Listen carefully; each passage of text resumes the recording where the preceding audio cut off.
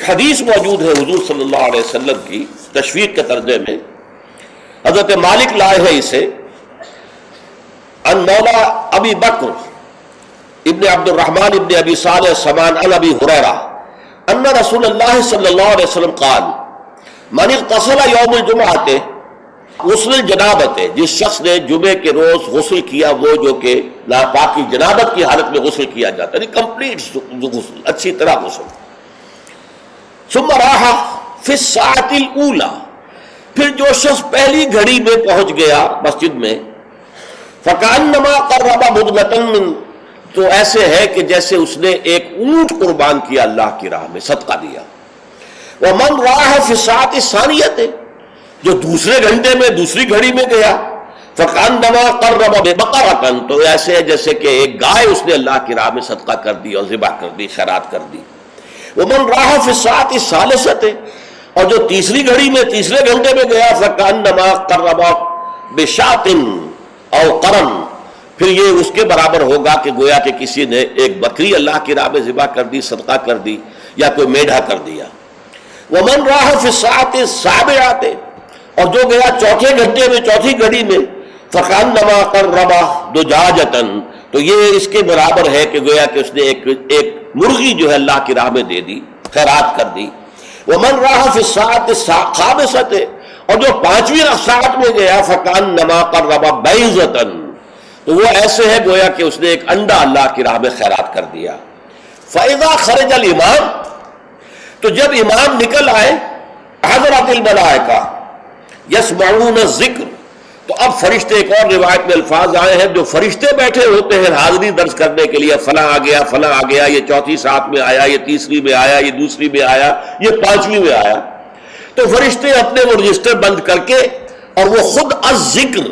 یعنی وہ جو امام خطبہ دیتا ہے وہ الذکر ہے، اس خطبے کی طرف وہ ہمتاً متوجہ ہو جاتے ہیں۔ چنانچہ ایک تو یہ بات جان لیجئے کہ اس کے بارے میں امام الہند حضرت شاہ ولی اللہ دہلوی رحمۃ اللہ علیہ کی رائے ہے کہ اس سے مراد یہ نہیں ہے کہ فجر کی نماز کے بعد طلوع آفتاب کے بعد پہلا گھنٹہ، پھر اس کے بعد دوسرا، پھر اس کا تیسرا، پھر اس کا چوتھا، پانچواں، بلکہ یہ زوال کے بعد سے خفیف ساعات ہے، یعنی زوال سے وقت شروع ہوا، سورج جو ہے وہ نصف النہار سے ذرا ڈھلکا لدنو کی شمس، تو اس کے ساتھ جمعے کا وقت شروع ہو گیا، تو اس وقت سے پہلی ساعت، دوسری ساعت، گویا کہ یہاں ساعت سے مراد گھنٹہ نہیں ہے بلکہ کوئی اور لطیف قسم کا پیمانہ وقت کا ہے۔ یہ شاہ ولی اللہ کی رائے ہے جو انہوں نے اپنی مصفہ میں بھی اور مصوہ میں بھی، شاہ ولی اللہ کے نزدیک بڑی اہم کتاب جو ہے حدیث کی وہ موطا ہے، انہوں نے اس کی ایک شرح فارسی میں لکھی ہے اور ایک شرح عربی میں لکھی ہے، تو ان دونوں میں انہوں نے یہ رائے ظاہر کی، لیکن بہت سے علماء کی رائے ہے کہ نہیں، جو ہمارا ساعات کا نظام ہے اسی پر اس کو شمار کیا جائے گا۔ لیکن اس پر بھی اجماع ہے کہ جو اس کے بعد بھی آتا ہے جمعہ تو اس کا بھی ہو جائے گا، جمعے کی فضیلت سے اسے کوئی حصہ نہیں ملے گا، جمعے کی برکات سے اسے کوئی حصہ نہیں ملے گا، جمعے کا جو خاص مقام اور مرتبہ ہے اس کی حیثیت سے وہ محروم رہے گا، لیکن جہاں تک فرضیت جمعہ ہے وہ اس فرضیت جمعہ جو ہے وہ اس کی طرف سے ادا ہو جائے گا۔ لیکن یہ منظر میں نے اپنی آنکھوں سے دیکھا ہے اپنے بچپن میں، اور وہ یہ سرسا ایک جگہ تھی، وہ تحصیل تھی ضلع حصار کی، وہاں میری بسم اللہ ہوئی، پھر وہ نورانی قاعدے سے ہماری تعلیم شروع ہوئی، تو جس مسجد میں یہ سارا کام ہو رہا تھا بڑے مرکزی مقام پر وہ مسجد تھی، کبھی کبھی اب بھی مجھے خواب میں وہ مسجد آتی ہے، اور اس مسجد میں جمعے کے دن میری اپنی جو مشاہدے کی بات ہے کہ یوں سمجھیے اشراق کے بعد سے لوگوں کی آمد شروع ہو جاتی تھی، اور دیہات سے لوگ آیا کرتے تھے، وہاں ایک خاص قوم تھی، غالباً وہ ارائی تھے، اس علاقے کے ارائیوں کو وہ پچادے کہتے تھے، جیسے کہ راجپوتوں کو رانگڑ کہا جاتا ہے، لیکن یہ کہ وہ لوگ آتے تھے اونٹوں پر سوار ہو کر، آس پاس صحرا کا علاقہ تھا، سفید کپڑے، سفید کرتے، سفید ان کے تہبند اور سفید ان کے صافے، اونٹوں کے اوپر سوار چلے آ رہے چلے آ رہے چلے آ رہے،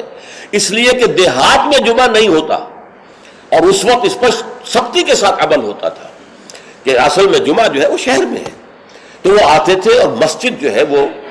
صبح ہی سے بھر جاتی تھی، کہیں ایک جگہ کوئی شخص کھڑا واز کہہ رہا ہے، کچھ لوگ اس کے گرد جمع ہے، کہیں کوئی شخص بیٹھے ہوئے قرآن خود ہی پڑھ رہا ہے، کوئی نوافل پڑھ رہا ہے۔ یہ نقشہ میں نے اپنی آنکھ سے دیکھا ہے، بچپن کا یہ نقشہ، اب وہ معاملہ ختم ہو گیا، بالکل ختم ہو گیا۔ اب تو بھاگ دوڑ کر کے جو ہے وہ لوگ جمعے میں پہنچتے بھی اس وقت ہیں جبکہ وہ عربی کا خطبہ شروع ہونے والا ہو، اس لیے کہ عام طور پر تقریروں کے اندر کوئی خاص مواد ہوتا نہیں ہے، یا فرقہ واریت کی تبلیغ ہو رہی ہوتی ہے یا سیاسی مسائل کے اوپر دھواں دار تقریریں ہوتی ہیں، لوگوں کو ان سے دلچسپی نہیں، تو فرض ادا کرنے کے لیے بس وہ جب خطبے کی اذان کا وقت ہوتا ہے تو اس وقت وہ پہنچ جاتے ہیں، نماز ادا ہوئی اور روانہ ہو گئے۔ اللہ اللہ خیر صلی اللہ۔ میں سب سے پہلے آداب جمعہ اس کے عنوان سے عرض کر رہا ہوں کہ جمعے کے روز غسل واجب ہے تقریباً، علی کل محتلم، یہ حضور کے الفاظ یہ ہیں، غسل الجمعہ کے واجب علی کل محتلم، جو بھی بالغ ہو چکا ہے مرد، عورت پر تو ظاہر بات ہے کہ جمعہ فرض ہے ہی نہیں، جیسا کہ میں عرض کر چکا ہوں، اس کے لیے جمعے کا غسل واجب ہے۔ اور اندازہ یہ ہوتا ہے، میں یقین سے تو نہیں کہہ سکتا، کہ جیسے ہی جمعے کے لیے روانگی ہو اس وقت غسل کیا جائے۔ پھر حضور نے یہ بھی فرمایا ہے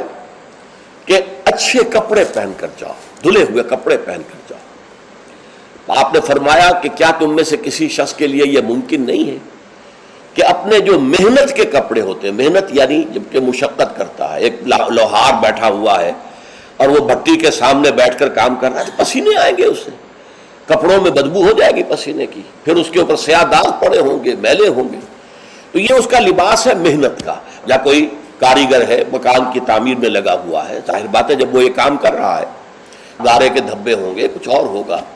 تو حضور نے فرمایا کیا ممکن نہیں ہے تم میں سے کسی کے لیے کہ ایک علیحدہ سے جوڑا جمعے کے لیے رکھ لو، وہ جمعے ہی کے صرف استعمال کیا کرو، وہ تمہارے محنت کے کپڑے نہ ہوں کہ جن میں تم محنت اور مشقت کرتے ہو، بلکہ وہ علیحدہ سے ایک جوڑا ہو، اس کو فراہم کر کے رکھ لو۔ پھر یہ بھی فرمایا گیا کہ تیل لگاؤ، بالوں کے اندر تیل لگاؤ، دہن، اور یہ بھی فرمایا گیا کہ کوئی خوشبو ہے تو خوشبو لگاؤ۔ وہ سب کس لیے کہ جو ماحول ہو جمعے کا وہ معطر ماحول ہو، ایسا نہ ہو کہ پسینوں کی بدبوؤں کی وجہ سے طبیعت منغص ہو رہی ہو لوگوں کی، نہیں، بلکہ یہ کہ بڑا خوشگوار ماحول ہو، خوشبو ہو اس کے اندر، اور یہ کہ کپڑے اچھے پہن کر لوگ بیٹھے ہوئے ہوں۔ بلکہ اسے کہا گیا الجمعہ تو عید المسلمین، یہ ہفتہ روزہ عید ہے در حقیقت، یہ مسلمانوں کو عید کی طرح اسے جو ہے وہ